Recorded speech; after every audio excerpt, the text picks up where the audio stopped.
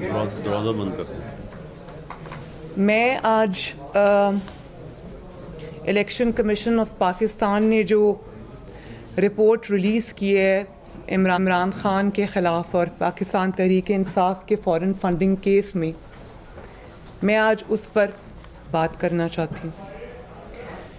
और ईसीपी की जो रिपोर्ट आई है उसमें जिस किस्म के होश उड़ा देने वाले हक़ाइक़ शामिल हैं, उन हक़ाइक़ ने जो इमरान ख़ान के चेहरे पर जो एक बचा खुचा शायद निकाब था वो भी खींच दिया है, और उसमें इमरान ख़ान का जो चेहरा है वो बिल्कुल पूरे पाकिस्तान को बल्कि पूरी दुनिया को वाज़े नज़र आ रहा है।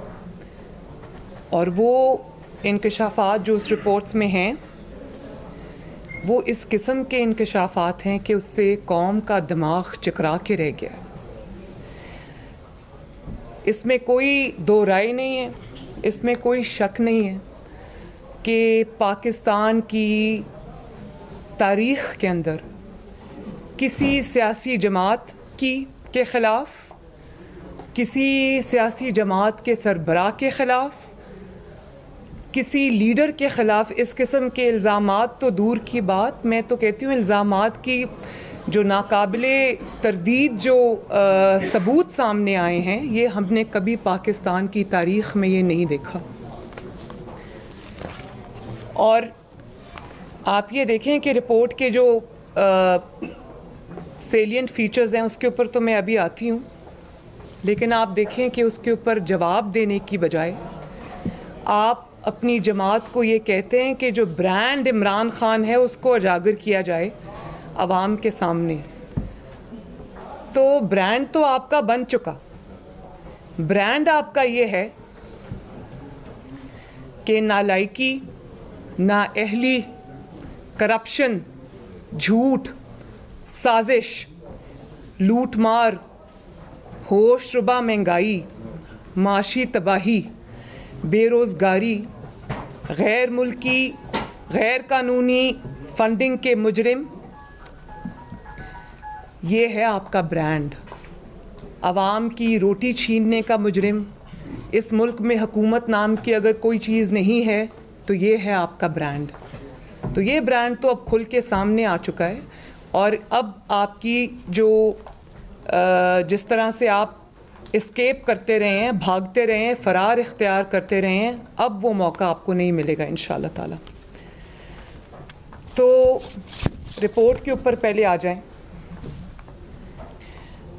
26 टोटल अकाउंट्स थे according to State Bank of Pakistan. ये मेरे हक़ाइक़ नहीं हैं या ये PMLN के दिए हुए हक़ाइक़ नहीं हैं, ये स्टेट बैंक ऑफ पाकिस्तान के हक़ाइक़ हैं।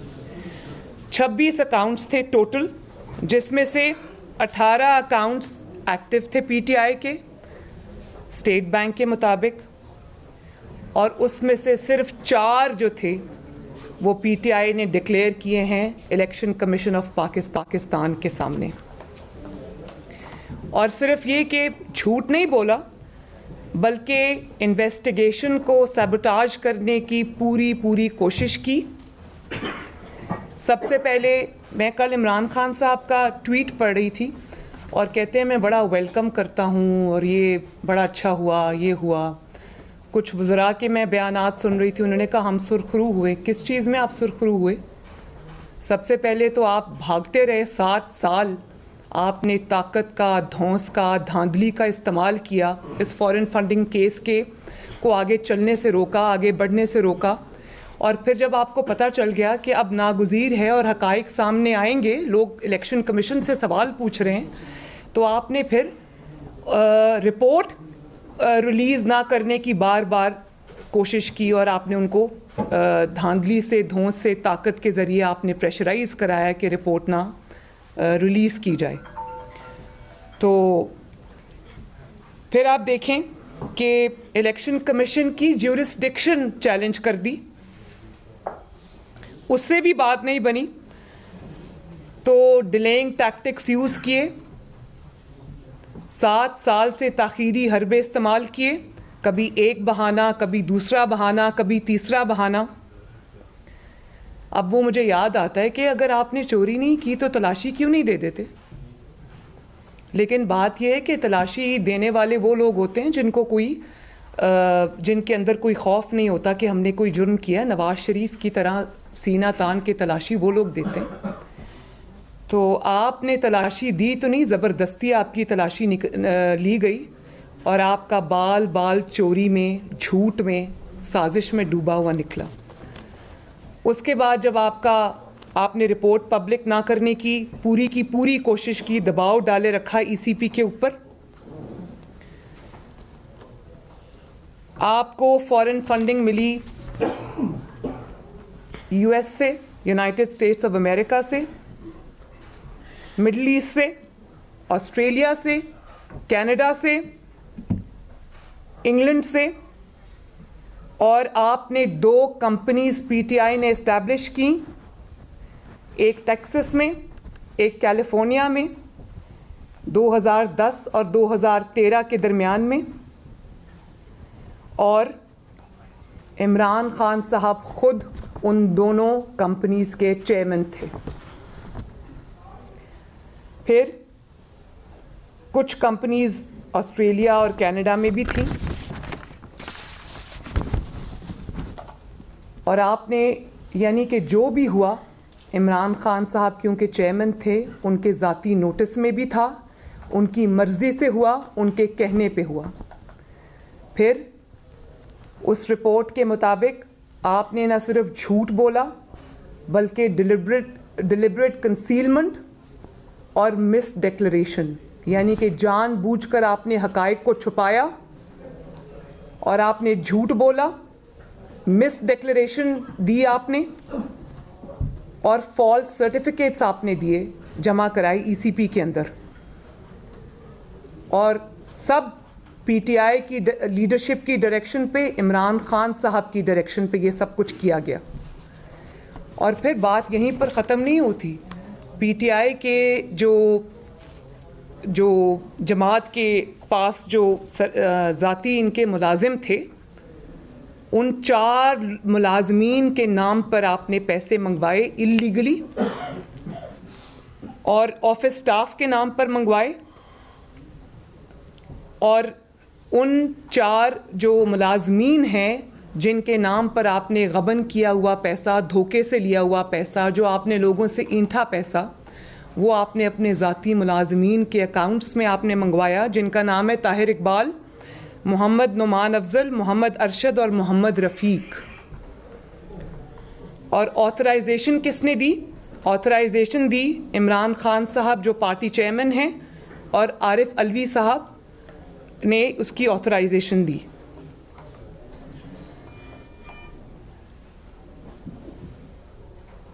इमरान खान साहब प्रिंसिपल सिग्नेटरी हैं फॉरेन फंडिंग अकाउंट्स के।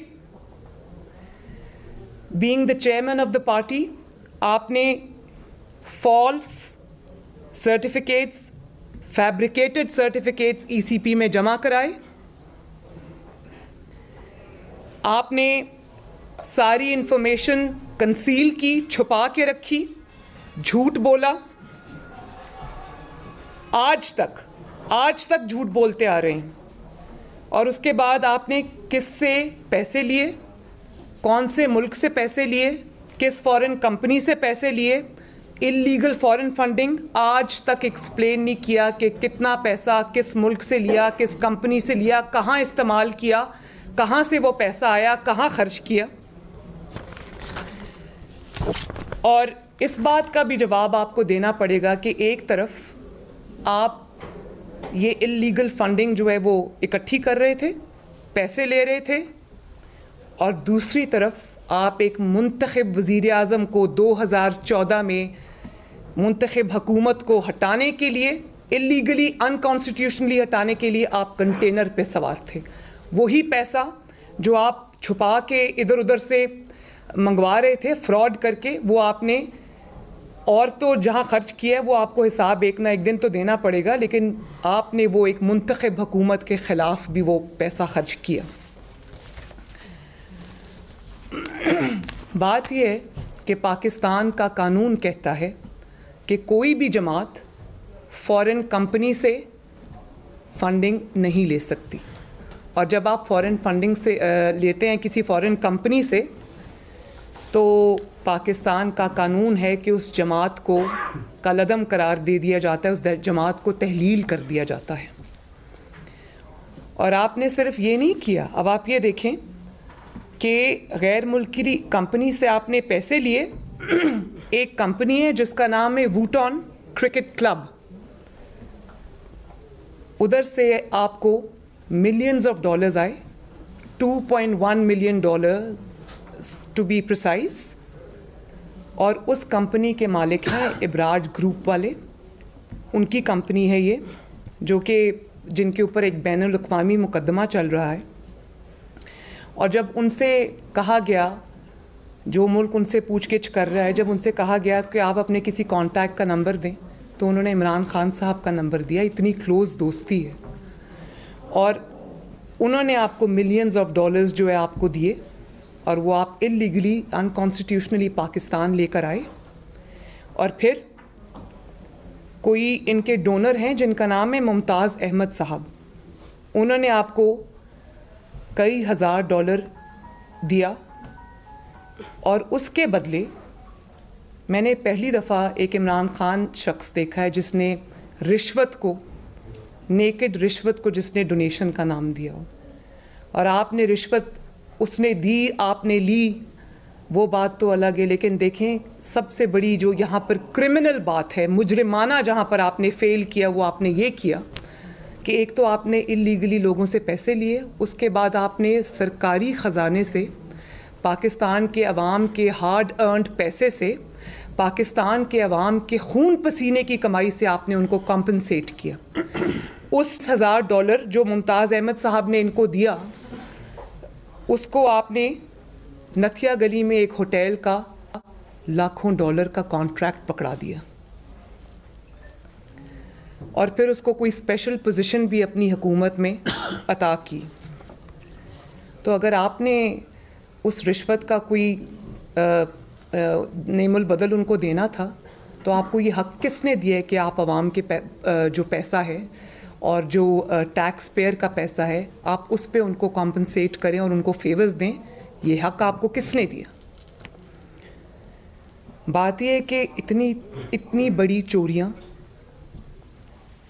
तो बड़ी हैं, लेकिन जिस दीदा दलेरी से और जिस सीना जोरी से वो चोरी की गई और उस पर जिस तरह झूठ बोला गया, मैं नहीं समझती कि इसकी मिसाल पूरे 74 या 75 ईयर्स में मिलती है।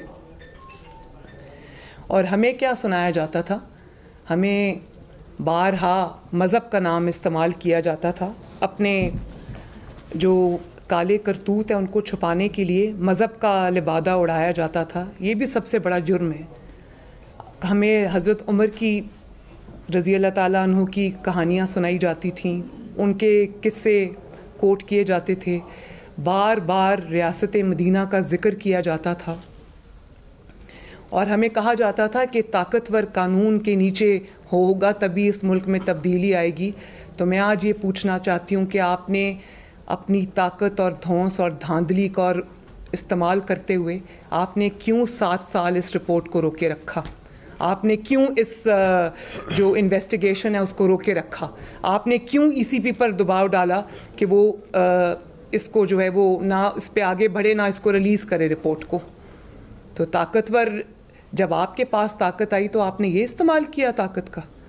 हर किसी ने पाकिस्तान में जवाब दिया। नवाज शरीफ साहब ने अपनी 3 नस्लों का जवाब दिया, अपने नाकर्दा गुनाहों का जवाब दिया, मैंने जवाब दिया, मेरे आसपास जितने लोग बैठे हैं मुस्लिम लीग नून के, उन्होंने जवाब दिया। बाकी जमातों ने आपका जो अताब है, आपका जो इंतकाम है वो सहा।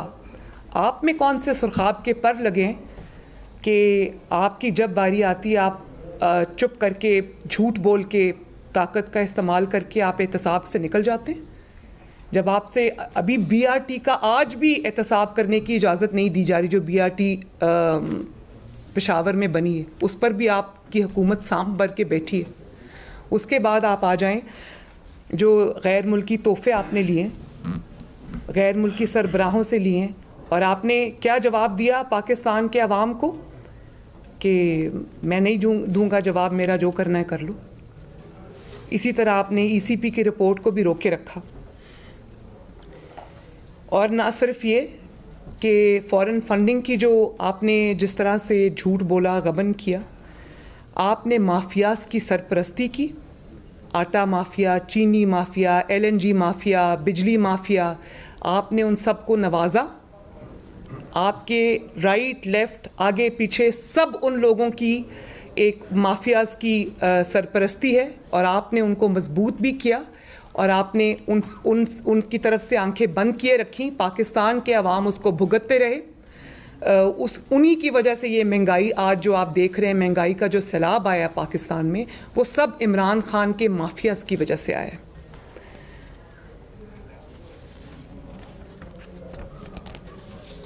फिर आप ये देखें कि एक ऐसे शख्स को सादिक और अमीन का सर्टिफिकेट थमा दिया गया। जिन्होंने थमाया वो साकिब निसार साहब की भी हकीकत आज अवाम पे पूरी आश्कार हो चुकी है कि जिस ऐसे शख्स को आपने सादिक और अमीन का सर्टिफिकेट दे दिया कि जिसका बाल बाल करप्शन, गलत बयानी, झूठ में डूबा हुआ है। साकिब निसार साहब से भी मैं पूछना चाहती हूँ कि आज आपका वो सदाकत और अमानत का सर्टिफिकेट कहाँ स्टैंड करता है? पूरी दुनिया आपके ऊपर आज थू थू कर रही है कि आपने 22 करोड़ अवाम के मुल्क की हुक्मरानी एक ऐसे शख्स को दे दी जिसने इतने बड़े बड़े फ्रॉड किए हुए हैं और फिर उन फ्रॉड्स को ताकत के नीचे दबाया हुआ है। मैं ये पूछना चाहती हूँ कि क्यों मुल्क को किसी ऐसे शख्स के हवाले कर दिया गया और किसी ऐसे शख्स के रहमो करम पे छोड़ दिया गया जिसने चोरी की, फ्रॉड किया, झूठ बोला, छुपाया, अपने गुनाहों को छुपाया, अपने दोस्तों के गुनाहों को छुपाया। गुनाहों की फहरिस्त यहीं पर ख़त्म नहीं होती। आज आपकी नाअहली, नालायकी की वजह से, आपके झूठों की वजह से, आपकी करप्शन की वजह से, आपकी अकरबा परवरी की वजह से आज पाकिस्तान के 22 करोड़ अवाम जिस दलदल में धंस रहे हैं, महंगाई की, लाकानूनियत की, हुकूमत नाम की कोई चीज़ नहीं है पाकिस्तान में। इस सब का जिम्मेदार इमरान खान और उसको सादिक और अमीन का सर्टिफिकेट देने वाला साकिब निसार साहब हैं। मैं ये समझती हूँ कि मुस्लिम लीग नून भी ये डिमांड करती है, पाकिस्तान की ऑपोजिशन भी ये डिमांड करती है और करना चाहिए कि इमरान खान फिल फौर इस्तीफ़ा दे। झूठ बोलने के जुर्म में, लोगों से पैसे ऐंठने के जुर्म में, गैर कानूनी फंडिंग लेने के जुर्म में और उसको छुपाए रखने के जुर्म में उनको फ़ौरन इस्तीफ़ा देना चाहिए। और उनके खिलाफ झूठ बोलने के लिए, कंसीलमेंट के लिए, मिस डिक्लेरेशन के लिए, मिस स्टेटमेंट के लिए उनके और उनकी जमात के खिलाफ कार्रवाई होनी चाहिए। जो 4 एम्प्लॉयज़ के नाम पर पैसा आया, उन अकाउंट्स की, उन एम्प्लॉयज़ की भी के खिलाफ भी कार्रवाई होनी चाहिए, इन्वेस्टिगेशन होनी चाहिए, कौम तक उसके पूरे हकायक सामने आने चाहिए। और अभी तक जो पीटीआई के अनडिक्लेयर्ड अकाउंट्स हैं जो उन्होंने झूठ बोल के कंसील किए, उन सब के ऊपर जो है वो इन्वेस्टिगेशन होनी चाहिए। इस बात की इन्वेस्टिगेशन होनी चाहिए कि कितना अमाउंट कौन सी कंपनी से, किस शख्स से, किस गैर मुल्की शख्स से, कंपनी से आया और वो कहाँ खर्च हुआ। जो पीटीआई के जितने डिक्लेयर्ड और अनडिक्लेयर्ड अकाउंट्स हैं सबको पब्लिक किया जाना चाहिए। और जिस तरह नवाज शरीफ के ख़िलाफ़ एक झूठे इल्ज़ाम के अंदर जीआईटी बनी थी, सुप्रीम कोर्ट में हेयरिंग्स हुई थी, इसी तरह हम ये डिमांड करते हैं कि सुप्रीम कोर्ट के एक जज की ऊपर तैनाती होनी चाहिए। रोज़ाना की बुनियाद के ऊपर इमरान खान का केस चलना चाहिए। रोज़ाना की बुनियाद के ऊपर जिस तरह हमने भुगता है और हमारे पर तो इल्ज़ाम साबित नहीं हुआ ना, इकामा निकल आया, इनके ऊपर तो ये इल्ज़ाम साबित हो चुके हैं। तो अब ईसीपी का इम्तहान है कि सिर्फ ईसीपी का काम रिपोर्ट आउट करना नहीं है, उस पर भी वो शाबाश के मुस्तहिक है कि उन्होंने प्रेशर को सस्टेन किया, प्रेशर को उन्होंने इनकार किया। और मैं इसमें समझती हूँ कि जब इदारे इस तरह से करेंगे तो ये मुल्क आगे बढ़ेगा। तो मेरा ख्याल है कि वो बिल्कुल लायक तहसीन है कि उन्होंने प्रेशर को रेजिस्ट किया, उन्होंने ताकत को रेजिस्ट किया और उन्होंने ये रिपोर्ट रिलीज़ की। लेकिन ये इतना काफ़ी नहीं है। आप सिर्फ ये नहीं कह सकते कि इस शख्स ने कत्ल किया या इस शख्स ने चोरी की। कानून का काम है कि उस शख्स को कटहरे में लेके आना और उसको सज़ा देना कानून और आइन के मुताबिक। तो रिपोर्ट रिलीज़ करने से सिर्फ काम नहीं होगा। इसमें जिस तरह से आपने बाकी लोगों को, बेगुनाहों को जेल में डाला, इसी तरह ईसीपी को इस पे जो भी कानून के मुताबिक सज़ा बनती है वो इमरान खान को और पीटीआई के जो सरकर्दा रहनुमा हैं उनको देनी चाहिए। और अब इम्तहान जो है वो ईसीपी का भी है और उन इंसाफ देने वाले इदारों का भी है, अदलिया का भी है, जो नवाज शरीफ के वक्त में तो हम बड़े एक्टिव थे ना और दौड़ दौड़ के सब कुछ हो रहा था। तो अब तो इल्ज़ाम साबित हो चुके हैं, तो कौम उस इंसाफ की जो है वो मुंतज़िर है। वक्त आ गया है कि इंसाफ का बोल पाकिस्तान में भी बोलबाला हो और कौम ये देखना चाहती है कि जिसके ख़िलाफ़ इतने बड़े बड़े नाकाबिले तरदीद सबूत आ चुके हैं उसके ख़िलाफ़ अब इंसाफ देने वाले इदारे क्या एक्शन लेते हैं, ईसीपी क्या एक्शन लेता है। और ये मेरी ख्वाहिशात के मुताबिक या मुस्लिम लीग नून की ख्वाहिशात के मुताबिक नहीं है, ये पाकिस्तान के कानून के मुताबिक मैं आज ये अपील कर रही हूँ। तो अब बॉल जो है वो कानून और इंसाफ के इदारों की कोर्ट में है। आप काफी क्राउड पुलर हैं, लोग महंगाई से तंग हैं, स्क्रूटनी कमेटी की रिपोर्ट आ गई है, घपलों का इंकशाफ हो गया है। आप समझते हैं कि एहतजाज की हुकूमत हमने नून लीग की है। दूसरी चीज़ ये कि मियां नवाज शरीफ की आमद के रिलेटेड काफ़ी गुफ्तगू हो रही है कि वो आ रहे हैं, पर आप समझते हैं कि 2022 जो है वो इलेक्शन ईयर होगा। आपने 3 सवाल कर लिए। मैं उम्मीद भी करती हूँ, रिक्वेस्ट भी करती हूँ कि क्योंकि आज फॉरेन फंडिंग की रिपोर्ट से रिलेटेड है तो काइंडली इसी पे अगर तवज्जो रखी जाए तो बेहतर होगा। मैं ये समझती हूँ कि पूरी ऑपोजिशन को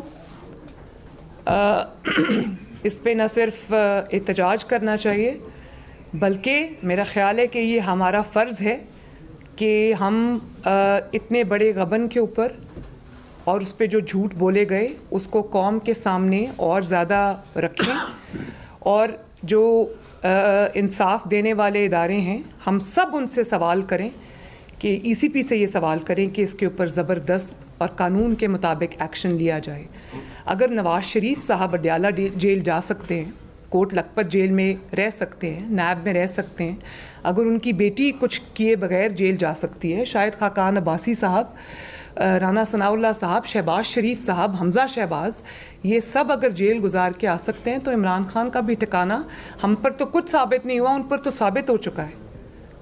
तो उनसे भी उसी तरह सवाल होने चाहिए जिससे एक साबित शुदा मुजरिम जिसके ऊपर हर गुना साबित हो जाता है, जो उसके साथ सलूक किया जाता है, वही सलूक हम डिमांड करते हैं कि इमरान खान के साथ भी वही सलूक किया जाए। दूसरी बात, आपने मियाँ साहब की वापसी की कही, तो बिल्कुल इंशाअल्लाह ताला वापस आएंगे वो, लेकिन वो किस वक्त वापस आएंगे, किस वक्त उनके लिए सेफ है वापस आना, ये इंशाअल्लाह ताला मुस्लिम लीग नून खुद तय करेगी। मरीम नवाज रिसेंटली आपकी ऑडियो टेप सामने जिसमें आप और बात कर रहे हैं और इस बातचीत पे सहाफियों को ये लफ्ज इस्तेमाल किए गए भौंकने वाले कुत्ते। क्या आप इस लफ्ज पर माजरत करती हैं कि ये लफ्ज इस्तेमाल हुआ है सहाफियों के लिए, ये वाकई दुरुस्त लफ्ज है कि ये लफ्ज इस्तेमाल नहीं होना चाहिए? पहले तो मेरे से इस बात की माजरत की जाए कि मेरी फ़ोन क्यों टैप किया गया। मेरी एक पर्सनल और प्राइवेट कॉन्वर्सेशन थी परवेज़ रशीद साहब के साथ, किसको हक था कि वो मेरी पर्सनल कॉन्वर्सेशन को टैप करे, वो एक मीडिया चैनल को क्यों दी गई, उसने उसको क्यों ऑन एयर किया, पहले तो मुझे इस बात का जवाब भी दिया जाए और मुझसे उसकी माजरत भी किया जाए। मैं और परवेज़ रशीद साहब या पाकिस्तान के कोई भी दो शहरी अपने ज़ाती गुफ्तगू में, निजी गुफ्तगू में क्या बात करते हैं, इसके लिए मुझे किसी को कोई जवाब नहीं देना है। पहले तो मुझे जवाब इस बात का चाहिए कि एक पाकिस्तान के शहरी की, एक खातून की आपने क्यों कॉन्वर्सेशन रिकॉर्ड की, वो गवर्नमेंट मिनिस्टर्स को मिली और उन्होंने वो एक चैनल को दी। पहले तो मुझसे उसकी माजरत की जाए, फिर मैं आगे बात करूंगा। जी, आपने फॉरेन फंडिंग बात की है। आज से 1.5 साल कबल भी आपने एक प्रेस कॉन्फ्रेंस की थी और पाकिस्तान की सियासत में आप अपने वालिद का केस लेके आई, लेकिन आपको इंसाफ अभी तक होता हुआ नजर नहीं आ रहा। कुछ महीने कबल लाहौर से ही एक जमात कलदम थी, वो लॉन्ग मार्च लेके निकली, लेकिन जब वो रास्ते में थी उनके तमाम जो मुतालबात थे और वो कलदम भी थी वो ख़त्म हो गए, उनके मुतालबात सब तस्लीम कर दिए गए। क्या मुस्तकबिल करीब में मुस्लिम लीग नून कोई लॉन्ग मार्च करेगी नवाज शरीफ को इंसाफ दिलवाने के लिए, या सिर्फ समझती हैं प्रेस कॉन्फ्रेंस से आपको इंसाफ मिल जाएगा? देखिए, जो आज कुदरत ने इंसाफ कर दिया है उससे बड़ा क्या इंसाफ होगा। आज दूध का दूध, पानी का पानी जिस तरह हुआ है, जिस तरह नाइंसाफ़ी करने वाले ख़ुद बोल पड़े और जो नहीं बोले उनकी सब चीज़ें आवाम तक पहुंच चुकी हैं, तो इंसाफ तो ये होता है। तो इंसाफ हो चुका है। अब हम मुंतज़िर हैं। नवाज़ शरीफ साहब ने भी ये बात की कि कुदरत ने अपना इंसाफ कर दिया और अब हम देखते हैं कि पाकिस्तान के इंसाफ करने वाले इदारे कब अपने ऊपर से ये जो धब्बे उन पर लगे हैं ये धोएंगे। और मुझे उम्मीद है कि इंशाअल्लाह ताला पाकिस्तान की जितनी भी अदालतें हैं, अदलिया हैं, जजेस हैं, वो ज़रूर इस चीज़ को देखेंगे कि गुनाहगार को सज़ा मिलनी चाहिए, इमरान खान को सज़ा मिलनी चाहिए। उसमें अब कुछ साबित होने की ज़रूरत नहीं, और जिन बेगुनाहों को सज़ा दी गई है उसका अजाला कैसे करना है ये मैं पाकिस्तान की अदलिया पे छोड़ती हूँ। ये बताइएगा कि इसी ऑडियो टेप के ऊपर जो है आप इसके ऊपर लीगली एक्शन लेने जा रहे हैं। जो धौंस और ताकत की आप बात कर रहे थी, धौंस और ताकत तो आप भी अपने दौर में इस्तेमाल करती रही हैं, तो क्या एक तो इसका जवाब दे दिए और दूसरा लीगली एक्शन लेने जा रही है मुतअद्दिद आपकी जो ऑडियो टेप्स आई हैं उसका भी वक्त आ जाएगा इंशाअल्लाह ताला। मरियम साहबा ये बताइएगा, आप पाकिस्तान की वो वाहिद पॉलिटिशियन हैं जिनके जो दिल में है वो जुबान पर भी होता है। एक्सटेंशंस की भी बातें हो रही हैं, मुस्लिम लीग नून कहाँ स्टैंड करेगी? क्योंकि पहली डील के बाद भी ये हुआ था कि नवाज शरीफ साहब लंदन इसीलिए गए थे कि एक्सटेंशन की बात हो गई थी, तो अब भी अगर वो वापस आते। सॉरी, आप प्लीज़ आप अपने हकाइक दुरुस्त कीजिए। नवाज शरीफ साहब लंदन इसलिए गए थे कि उनकी जान को ख़तरा था और नैब में रहते उनको पता नहीं इन्होंने क्या किया। वो भी हकाइक एक दिन सामने आ जाएंगे। कुछ मेरे इल्म में है, कुछ वक्त सामने लेकर आएगा, अल्लाह ताला सामने लेकर आएगा इंशाल्लाह, कि इन्होंने नवाज शरीफ की सेहत को एक ऐसे जगह तक पहुंचा दिया था कि उनकी ज़िंदगी का हमें पता नहीं था। तो नवाज शरीफ साहब ऐसी हालत में पाकिस्तान से गए थे और वो किसी डील के नतीजे में यहाँ से नहीं गए, अपनी सेहत के लिए गए थे। जी, आखिरी सवाल प्लीज। हर तरफ महंगाई है, तबाही मची हुई है, मुस्लिम लीग नून भी बारहा इस हवाले से बोल रही है, लेकिन इन हाउस तब्दीली समेत जो एहतजाज है उनकी सिर्फ तारीखें दी जाती हैं। तो क्या नून लीग की मिसाल उस नेहरू की तरह नहीं है कि जो रूम जल रहा था और वो बांसुरी बजा रहा था? क्या कहेंगे?